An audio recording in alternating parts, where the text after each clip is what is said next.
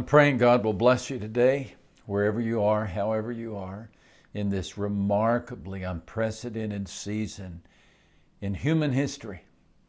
May you find Him holding on to you. I believe that there is always the possibility of a stubborn hope. In fact, Jesus urges us to always pray and never lose hope. And if you could use a reminder of where to find hope, hang around for just a few minutes. If for some reason that doesn't seem relevant to where you are today, let us know how to pray for you. Just post your prayer needs on the page there. But if you'd like to stay around for, I'm guessing, 7 or 8 minutes, I think that Jesus will help us. He will help us find hope. In his book, The Grand Essentials, Ben Patterson tells about a submarine that sank off the coast of Massachusetts. The entire crew was trapped, and every effort was made to rescue the sailors, but every effort failed. And near the end of the ordeal, a deep-sea diver heard tapping on the steel wall of the sunken sub, and he placed his helmet against the vessel, and he realized he was hearing a sailor tap out a message in Morse code, a question. And that question was, is there any hope? Are you asking that question? Are you a single mom who has no resources? Are you an ailing man who has no strength? Are you a businessman with no answers? Are you left because of this storm wondering, is there any hope? I have a friend who found an answer to that question, Jonathan McComb. The McCombs were an all-American family, 2 young, beautiful children, a terrific marriage. Jonathan worked ranches and Laura sold pharmaceuticals. They were God-fearing, they were happy, they were busy, they were carefree, but then came the storm. Rain was in the forecast, but a once-in-a-century flood, no one saw it coming that Memorial Day weekend. The river crested at 30 feet and roared through the South Texas hill country, taking homes and cars and bridges with it. Jonathan and his family sought safety on the second floor of their weekend cabin, but safety was nowhere to be found. The house was yanked off its foundations, and they found themselves clutching a mattress and riding this sudden whitewater river. Jonathan survived, but no one else did. When my wife Deanlin and I visited Jonathan in the hospital, he could hardly move from the injuries. But the broken ribs and the hip were nothing compared to the broken heart. He tried to talk, but he couldn't. He mustered only tears. A couple of weeks later, remarkably, Jonathan found the courage and strength to speak at the funeral for his wife and his 2 children. It seemed like the entire city of Corpus Christi, Texas, was present. The church had no empty seats. The church had no dry eyes. And for well over half an hour, Jonathan described his wife and his children. He described a particular verse that meant a lot to him. I'm reading now from his sermon notes. A particular verse that I have loved over the years has helped me. Trust in the Lord with all your heart and not on your own understanding. I have no explanation for why such a tragic event like the flood takes place and lives are lost. But I know that God is not going to give us anything we cannot handle.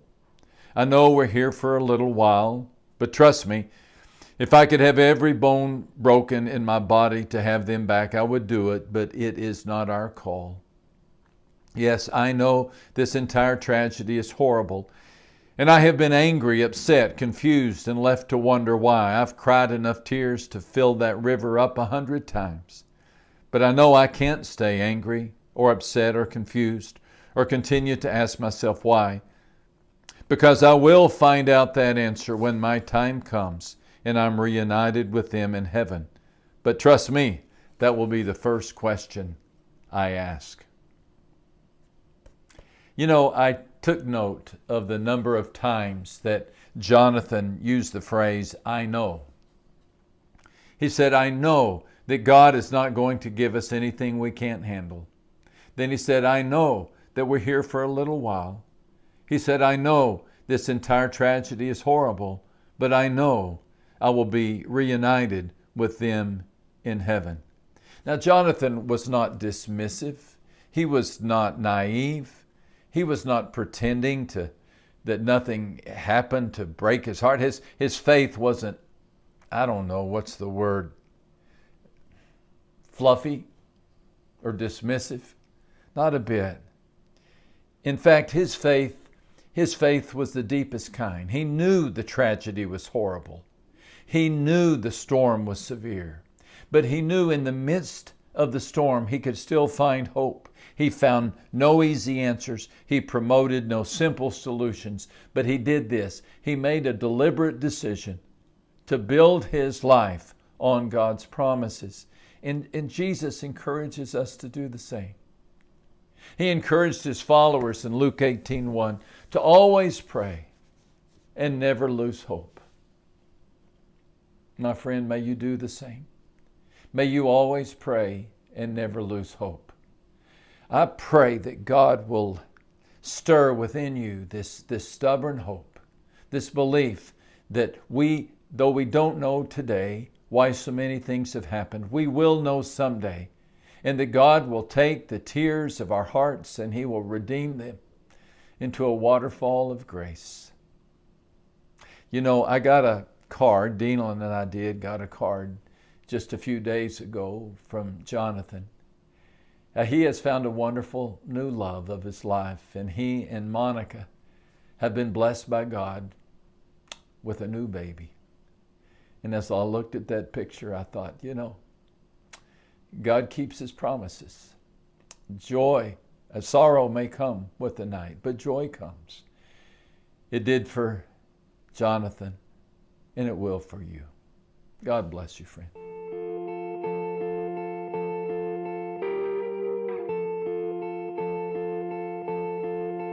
They say sometimes you win some, sometimes you lose some.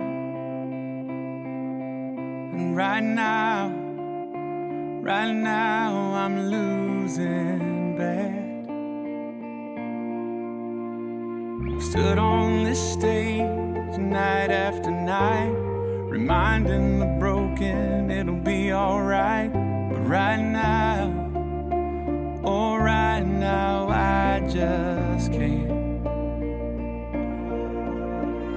It's easy to sing when there's nothing to bring me down. But what will I say when I'm held to the flame like I am right now?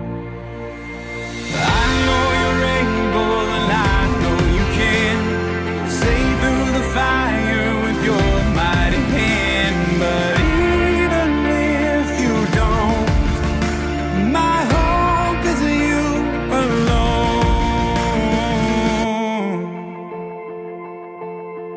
They say it only takes a little faith to move a mountain.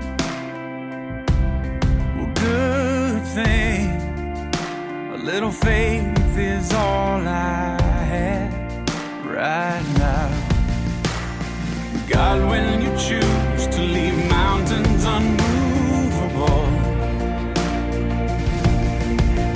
oh, give me the strength to be able to sing. It is well with my soul. I know you're able and I know you can save through the fire with your mighty hand. But even if you don't, my hope is you alone. I know the sorrow and I know the hurt would all go away if you just say the word. But even if you don't, my hope is you alone. You've been faithful, you've been good all of my days. Jesus, I will cling to you. what may, 'cause I know you're able. I know you care. I know you're able, and I know you can. See through the fire with your mighty hand. But even if you don't, my hope is in you alone. I know the sorrow, I know the hurt would all go away if you just say the word. But even if you don't, my hope is in you alone.